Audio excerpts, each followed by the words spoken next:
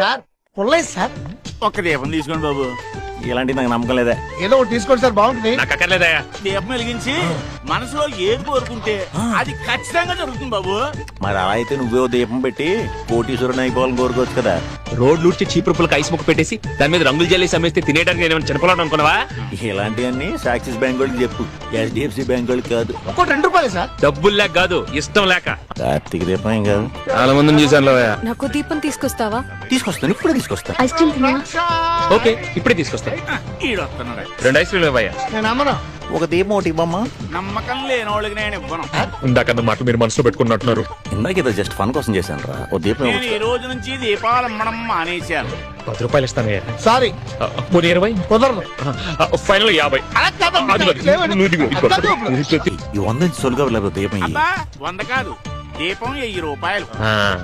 మిగతా 50. ఒక్కోటి 50.